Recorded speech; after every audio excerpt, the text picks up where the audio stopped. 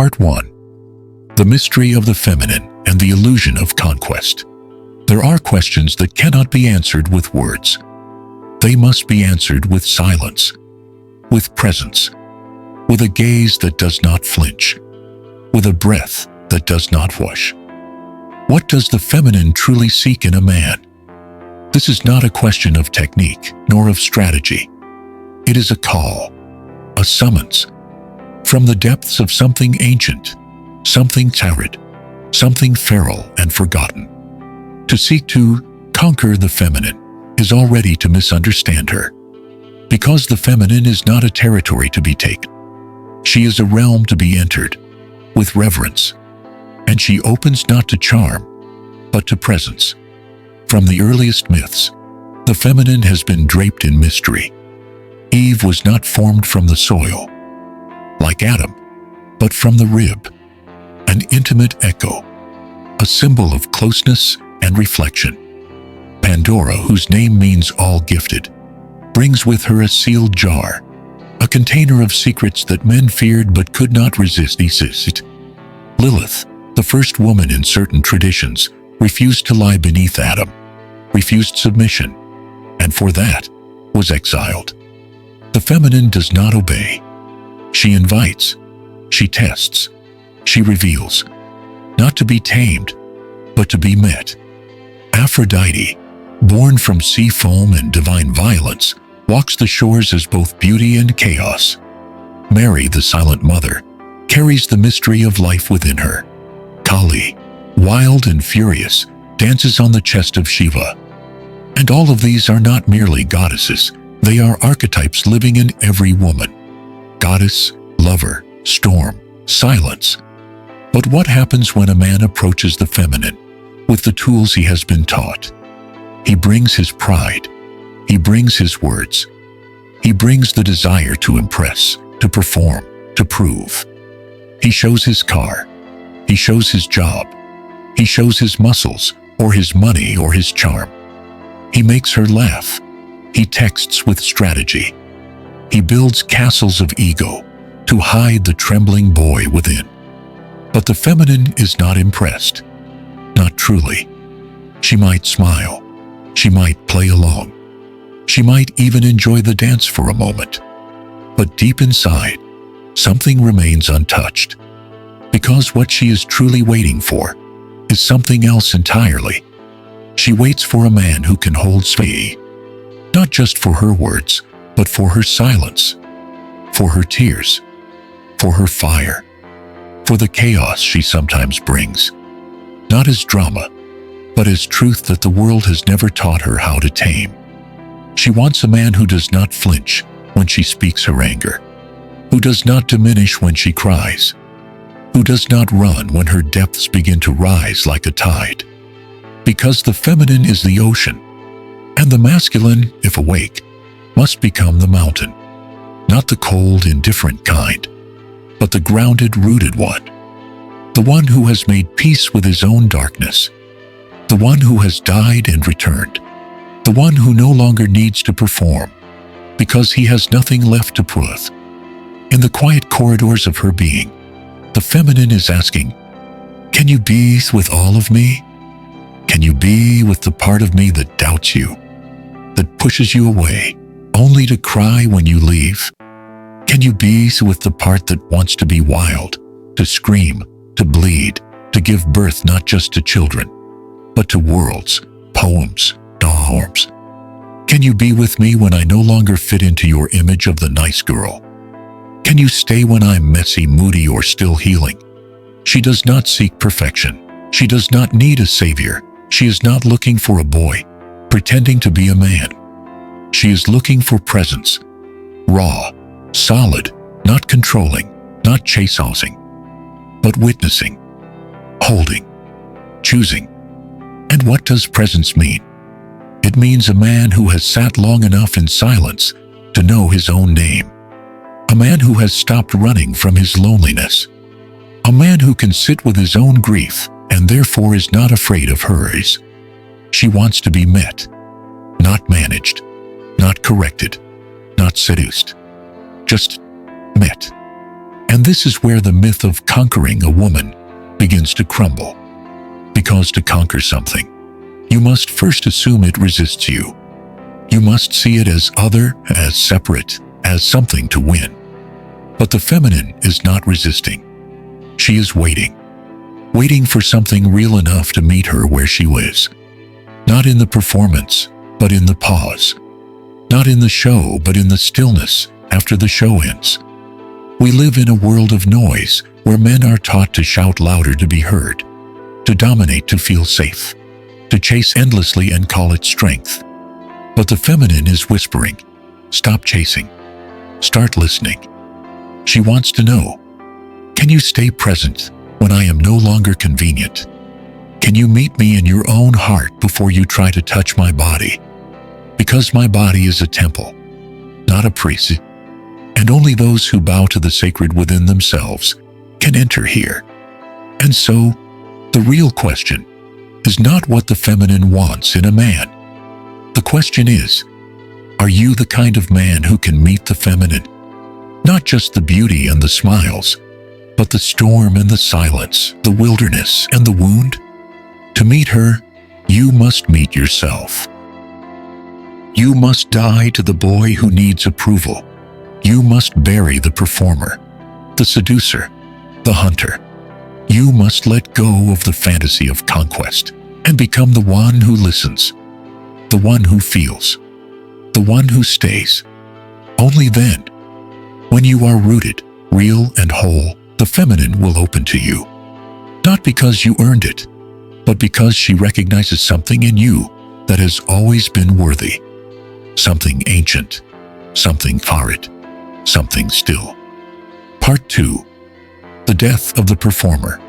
Deconstructing the Masculine Illusion.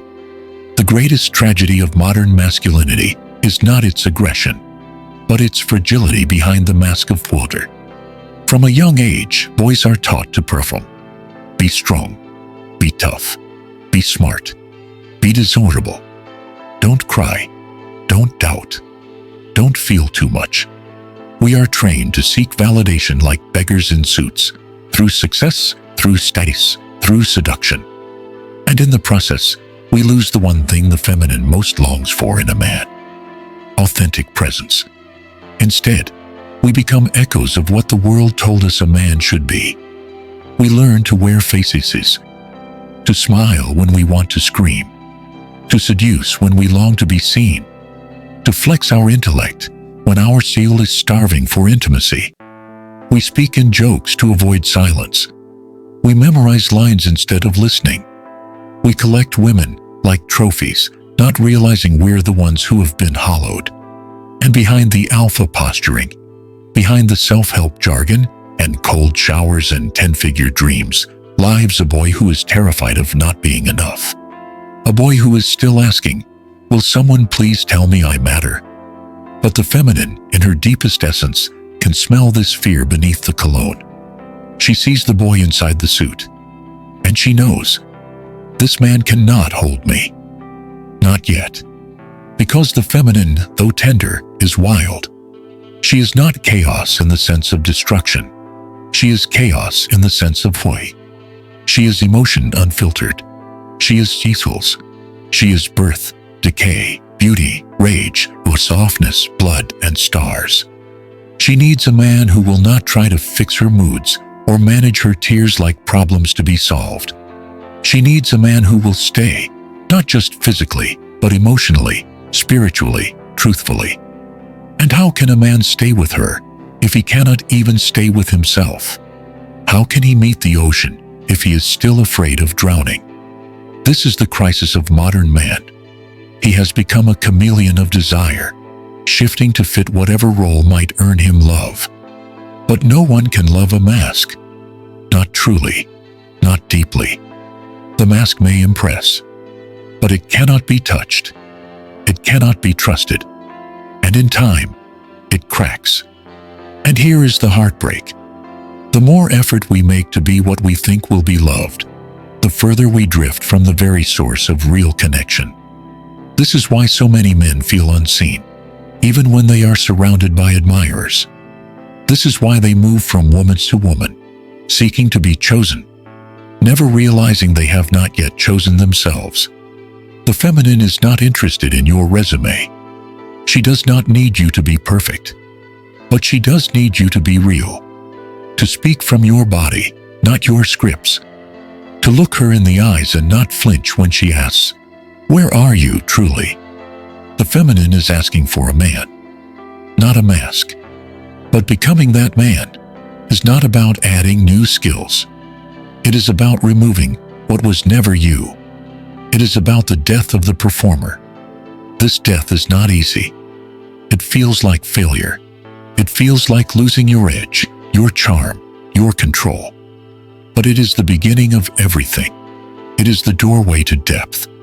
Because when the performer dies, something sacred begins to awaken. Not the man you were taught to be, but the man you were born to be. And this man does not chase. He chooses. He does not impress. He invites. He does not see us. He sees. He sees the woman before him, not as a goal, but as a reflection of the divine. Not as a conquest, but as a mirror to his own soul. And that changes everything. Because when a woman senses that she is truly being seen, not as an object, not as a symbol of success, but as a vast living mystery, she opens, she softens, she surrenders, not out of submission, but out of recognition. She recognizes the depth in him, and in that recognition, the dance begins. But here's the truth that most men miss. You cannot skip to the dance. You cannot demand the devotion of the feminine without offering the devotion of your own heart. You must become the man who has entered his own darkness and made peace with it, who has sat in silence until silence spoke back, who has failed, and instead of running, stayed with the pain, stayed with the shame, stayed with the rawness of being seen without armor. This is the masculine that the feminine longs for, not the polished, bulletproof facade, but the man who has died and come back whole. And so, dear man, if you truly wish to meet the feminine, you must begin by removing the costume. You must let the persona collapse. You must mourn the boy who tried so hard to be liked, to be chosen, to be strong all the time. You must lay him down like a soldier, laying down his sword after realizing that war is not the answer. And you must listen to your breath, to your wounds, to the woman in front of you, not with your mind, but with your presence. Let her test you. Let her provoke you. Let her show you the mirror of your unresolved chaos. And do not run. Because if you can stay, if you can stand firm in the storm of her truth, she will trust you in ways no performance could ever earn. She will open doors in you that you didn't know existed. She will draw forth your kingship, not by demanding it, but by mirroring it. And in this, you will discover something far greater than conquest. You will discover communion. Part 3. The Awakened Masculine. Holding the storm without collapsing. A woman's heart is not a puzzle to be solved. It is a temple to be entered barefoot. And only the man who has dismantled his armor will ever touch its sacred fire. There is a silence that speaks louder than any declaration. A stillness that draws her in, more than compliments, gifts, or poems. And this stillness, this grounded, unwavering presence, is what the awakened masculine brings. But to become this man, you must die a little. Not in your body, but in your identity. Because everything you thought made you strong must be questioned. The pride, the control, the hunger to be admired, even the idea of being the good guy. Strength for the awakened masculine is not domination. It's not stoicism. It's not the suppression of emotion or the performance of power. Strength is this. Can you feel everything and still remain rooted? Can you feel her pain and not need to fix it? Can you feel her anger and not take it personally? Can you feel her distance and not collapse into panic? Can you stay present even when every voice inside you wants to run? Because the feminine, at her core, is the force of nature. She will, at times, become the storm. She will rage, bleed, weep, scream, withdraw, burn, rise. And not because she is broken, but because she is alive. To love the feminine is to love the wild. Not the wild of chaos, but of truth. Not the wild of destruction, but of wholeness. She is the moon in all her phases. She is the ocean with 1,000 moods. She is the womb that births and buries. And if you want to walk beside her, you must become the mountain that does not flinch. This doesn't mean being cold or distant. It means being present and unshakable, because you have faced the wilderness within yourself. You have met your inner storm. You have cried in the dark. You have screamed into pillows and punched the floor. You have lost and not pretended to win. You have been rejected, abandoned, forgotten, and you stayed with yourself. That's what she needs. A man who stays. Not just when she's soft and glowing, but when she's sharp, scared, silent, or unsure. She is testing something in you. Not to manipulate, but to feel if your center is real. Because the feminine is energy in motion, and energy needs containment, not control. She doesn't want your dominance. She wants your capacity. Can you hold her without tightening your grip? This is the paradox. The masculine holds space not by force, but by stillness. Not by logic, but by embodied presence. And if you try to perform that stillness, she will feel it. She always knows. Because the feminine is intuitive, not in a mystical sense alone, but in a visceral, embodied way. She can sense your repressed anger. She can feel your hidden fears. She can see through your polished confidence into the fragile ego behind it. So what can you do? You face it. You stop pretending. You stop defending. You feel the shame. You meet the boy inside you who's terrified of being unmoved. And you don't run. That's when your spine begins to grow. Not from dominance, but from truth. You become a man, not when you conquer women, but when you hold yourself in your own unraveling. And from that place, you stop needing anything from her. You no longer chase her to feel powerful. You no longer seduce to feel wanted. You no longer demand love as proof of your worth.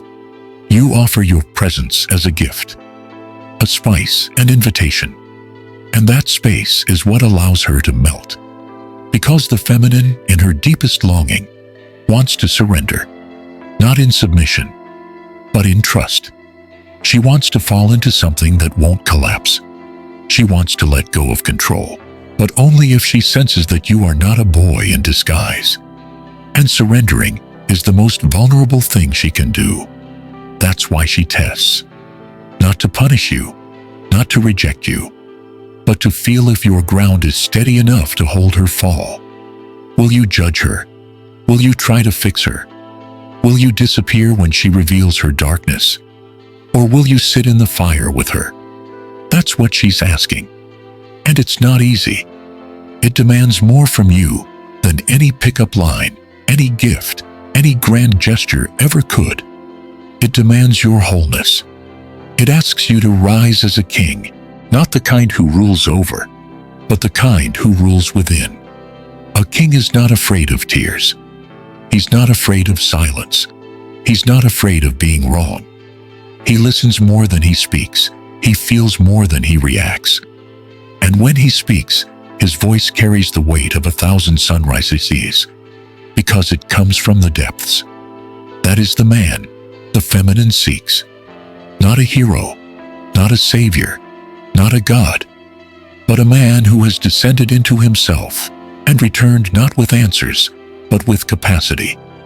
The capacity to be with what is, to be with her in all her forms, to be with life in all its colors, to be with himself in all his seasons. that is, the awakened masculine. And that is the presence that does not tremble. Part 4. The Sacred Meeting. Love without chains, depth without fear. There comes a moment when all performance cease. When the man no longer tries to impress. When the woman no longer needs to test. When two souls meet in the still center of their beings and finally see. Not the version they wanted to show, not the story they rehearsed, but the raw, radiant truth of each other. This is not a Hollywood romance. It's not fireworks and fantasy. It's not the end of longing. It is the beginning of something deeper. A sacred meeting between presence and flow. The feminine is the dance. The masculine is the space that allows it. And when he no longer seeks to control her movement, and she no longer fears his absence, a third thing is born. A love that does not bind and yet holds everything. This love is not possession. It is not dependency. It is not a negotiation of needs. It is a recognition. It says, I do not need you to be different. I choose you as you are. I meet you in the mystery, again and again. Because now the man has understood. The feminine does not seek to be explained. She seeks to be felt. And he no longer flinches at her depth. He no longer retreats when she cries or trembles when she's silent. He trusts her processes because he trusts his own. He no longer fears her wildness because he has met his own. He knows now that her storm is not a threat. It is a prayer for connection, a prayer for truth, a prayer for union that transcends roles and reaches into the soul. And in this space, she softens, not because she is being tamed, but because she is finally free to be fully herself. And she gives. Oh, she gives, not out of fear, not out of strategy, but out of the overflow of being seen. She gives her body not as a trophy, but as an offering. She gives her words not as noise, but as sacred poetry. She gives her silence not as withdrawal, but as trust. And he receives, not with greed, but with reverence, because now he knows she is not his to own. She is a force, a rhythm, a flame that chose to dance beside him. And for that he kneels, not in submission, but in awe, because the awakened man knows the feminine is a portal to life, to love, to mystery, to God. And he is not afraid anymore, not of her chaos, not of his own, not of the intimacy that reveals all masks. He has become the space where she can break and rebuild. He has become the presence that stays, not to fix, but to hold. And in that space, something holy unfolds. They begin to heal not just each other, but the entire lineage of wounded men and women behind them. All the mothers who had to harden, all the fathers who had to silence, all the children who learned that love was something to earn. Here, that story ends. Because this love is not survival. It is not transaction. It is transcendence. It does not ask, what can you give me? It asks, can we walk together, fully awake? Can we disagree without needing to dominate? Can we sit in silence without making it awkward? Can we be mirrors, not judges? This kind of love doesn't always look romantic from the outside. It doesn't need to, because it is rooted in something far beyond appearance. It is fierce. It is tender. It is erotic. It is spiritual. It is calm like a mountain and wild like fire. It knows when to speak and when to listen, when to hold and when to let go. It breathes without trying. It grows without pushing. And most of all, it honors the freedom of the other. That is what the feminine truly seeks. Not a man to complete her, but a man who is so whole that she can finally stop shrinking. A man who doesn't fear her fullness and therefore invites her into more. And what does he receive? Everything. He receives a partner who doesn't just love him, but sees him. A partner who won't just stay beside him, but walk beside him. Through valleys, through heights, through the sacred unknown. And that is the gift of this meeting. Not perfection, not security, not certainty, but presence. Not the presence that comes and goes, but the kind that watches the sun rise and doesn't need to speak. It is enough to be there, to breathe together, to hold and be held, to see and be seen. And in this, love ceases to be a hunger and becomes a prayer in motion. So if you ask again, what does the feminine truly seek in a man? Let the answer be this. She seeks the man who has died to his illusions and risen in his truth. She seeks the one who does not tremble at the storm, but opens his arms to it.